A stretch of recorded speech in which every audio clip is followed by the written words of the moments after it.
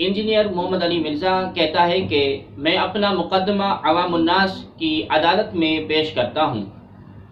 تو آج ہم بھی اپنا مقدمہ عوام الناس کی عدالت میں پیش کرتے ہیں۔ ہمارا مخاطب وہ اندھا مقلد نہیں جو مرزا کی ہر بات پر سر جھکا دے، بلکہ ہمارا مخاطب ہر وہ شخص ہے جو اپنے سینے میں عظمت اسلام کی بحالی کا درد رکھتا ہو۔ وہ علم قرآن اور سنت جو رسول اللہ صلی اللہ علیہ وآلہ وسلم نے صحابہ کرام رضوان اللہ علیہم اجمعین کو عطا فرمایا، اور انہوں نے وہ علم مشرق مغرب میں پھیلا دیا۔ صحابہ رضی اللہ تعالی عنہم اجمعین کے بعد وہ جھنڈا فقہا محدثین نے تھاما اور نسل در نسل آپ لوگوں تک پہنچایا۔ ایک لحظے کو سوچو، اگر محدثین نہ ہوتے تو کیا آپ لوگوں تک اسلام کی حقیقی تعلیمات پہنچتی؟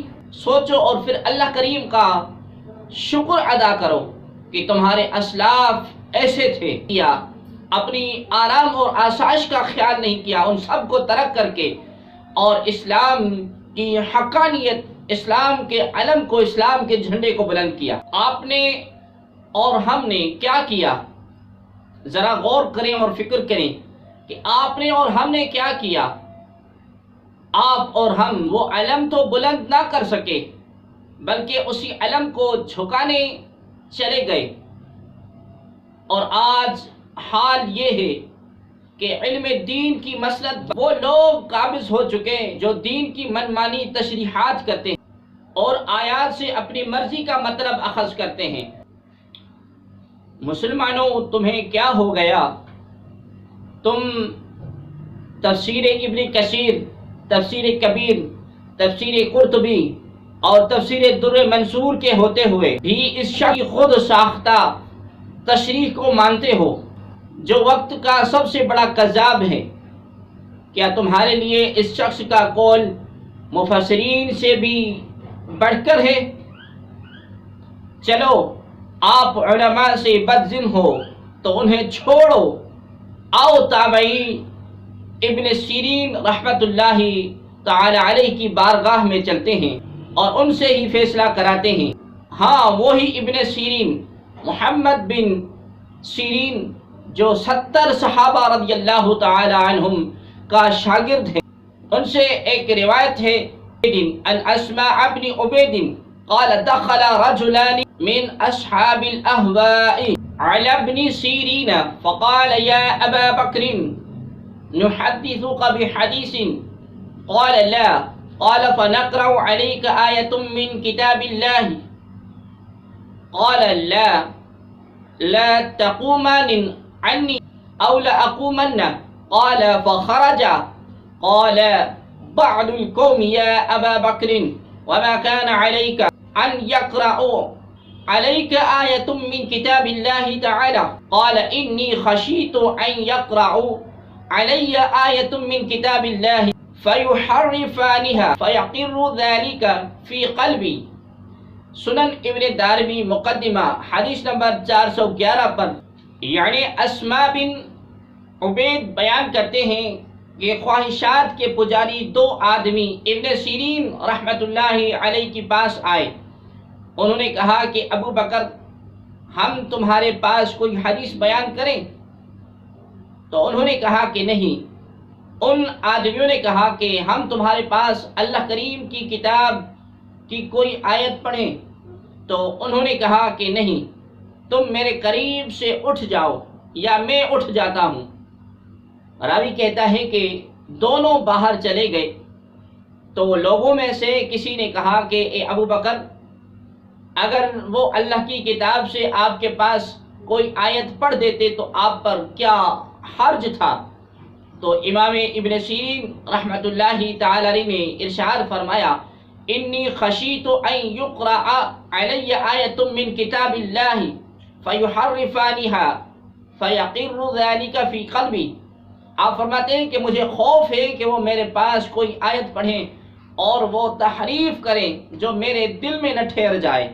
ناظرین محترم، اس سے معلوم ہوا کہ علماء کی بات چونکہ مطالعہ اور تحقیق پر مبنی ہوتی ہے، لہذا ان کی بات باعث نفع ہوتی ہے، جبکہ جہلاء کی بات ذہنی اختراع یا وہ گوئی ہوتی ہے، عموماً ان کا علم سے کم ہی تعلق ہوتا ہے۔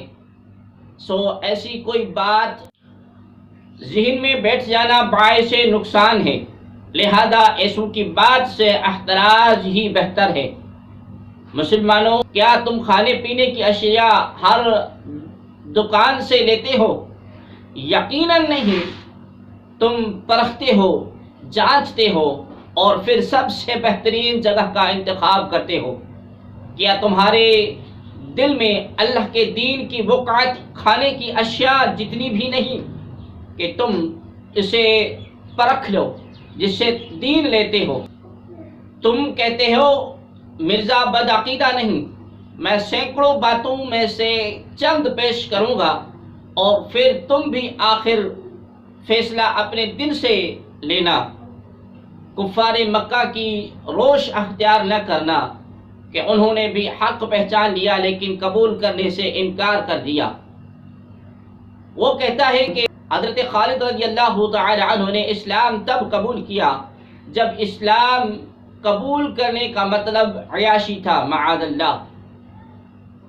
اب آپ ہی بتائیں، سینکڑوں راتیں ایسی گزری جب خالد رضی اللہ تعالی عنہ کو نیند نصیب نہ ہوئی۔ جانتے ہو کیوں؟ وہ اللہ کی راہ میں جہاد کی مہمات اور تم تک دین پہنچانے کا فریضہ انجام دینے میں مصروف رہے۔ آپ سمجھتے ہیں کہ کیسر و کسریٰ کوئی چھوٹی سی سلطنت تھی جو گر گئی؟ کبھی سوچنا کہ چند ہزار کے ساتھ لاکھوں کے لشکر سے لڑنا کیسا ہوتا ہے؟ کبھی سوچنا کہ ساری عمر اللہ کے لیے لڑنے کے بعد جب تم اس حالت میں انتقال کرو کہ تمہارے جسم پر کوئی جگہ ایسی نہ ہو جہاں تلوار کا نشان نہ ہو اور کوئی تمہاری نسبت عیاشی کی طرف کرے تو کیسا لگتا ہے؟ اس نے اشارتاً کہا، اگر معاویہ نام کا مطلب بتا دیا جائے تو لوگ نام رکھنا چھوڑ دیں گے۔ آپ خود تحقیق کریں کہ اس کا مطلب کیا ہے۔ عوام کو روافض کے جھوٹ کی جانب مائل کر دیا اور مرزا نے جو نام کا مطلب اشارتاً پیش کیا وہ میں زبان پر نہیں لا سکتا۔ ایک شخص اپنے وطن کو چھوڑ کر اور پہلا بحری بیڑا تیار کرتا ہے اور اللہ کے دین کے لیے سمندر کی وسعتوں میں اتر جاتا ہے۔ محمد عربی صلی اللہ علیہ وسلم کا دین مشرق اور مغرب پھیلا دیا جائے اور آج یہ اجہل اس کا نام رکھنے سے ہی منع کر رہا ہے۔ کیا یہ انصاف ہے؟ وہ کہتا ہے کہ مجدد الفسانی رحمت اللہ تعالی علیہ نعوذ باللہ فسادی تھے۔ تمہیں اندازہ بھی ہے کہ اگر آگرہ سے گوالیار کا سفر کیسے کٹا؟ تمہیں اندازہ بھی ہے وہ لوہے کی زنجیریں اس کے گوشت تک میں کیسے پیوست ہوئیں؟ تمہیں اندازہ بھی ہے اس ہندو نے کتنی بار نحیف البدن فقیر کی داڑھی اس کے خون سے تر کر دی؟ تمہیں اندازہ بھی ہے کہ ایک سال اس پر ظلم اور ستم کے کیا کیا پہاڑ توڑے گئے، اور جب وہ اللہ کے دین کے لیے لڑتا خالق حقیقی سے جا ملا تو اسے کوئی فسادی کہہ رہا ہے اور تمہاری غیرت نہیں جاگی۔ اب وہ کہتا ہے کہ سیدنا امام جلال الدین سیوطی رحمت اللہ علیہ کس سے گھڑنے والا تھا، معاذ اللہ۔ فقہا جس کے متعلق لکھتے ہیں کہ انہوں نے 70 سے زائد بار رسول اللہ صلی اللہ علیہ وآلہ وسلم کی زیارت حالت بیداری میں کی۔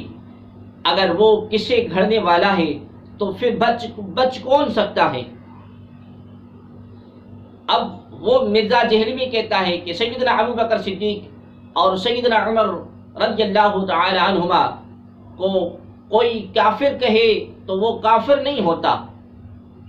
ایک جگہ وہ کہتا ہے کہ جو علماء مجھے کافر کہہ رہے ہیں ان پر کفر لوٹ رہا ہے۔